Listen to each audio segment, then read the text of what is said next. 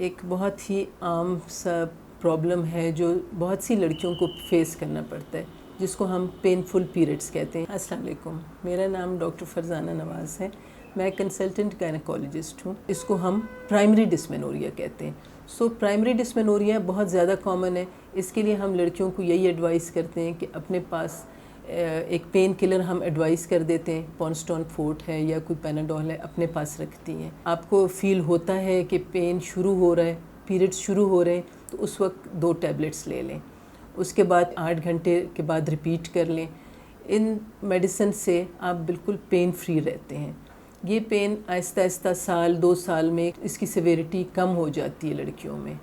لیکن کچھ لڑکیاں ہوتی ہیں جن میں شروع سے پین نہیں ہوتا اور ان کو بعد میں 2-3 سال کے بعد پین شروع ہو جاتا ہے۔ اس پین کو ہم سیکنڈری ڈسمینوریا کہتے ہیں۔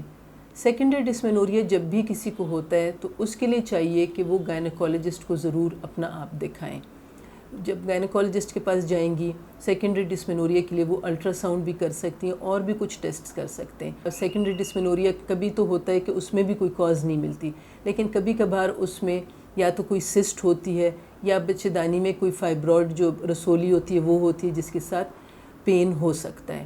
اس لیے میں ریکمینڈ کرتی ہوں کہ جب بھی بچیوں کو پین ہوتا ہے ضرور ان کو ایک بار گائنیکالوجسٹ کو دکھا دیا کریں، تاکہ اگر کوئی پرابلم ہے تو اس کی ٹریٹمنٹ کر دی جائے۔ اگر کوئی خاص پرابلم نہیں ہے اور صرف وہی روٹین والا ڈسمینوریا ہے تو اس کے لیے میڈیسن ایڈوائز کر لیتے ہیں، جو کہ آپ اپنے پاس رکھیں اور اس کو یوز کیا کریں۔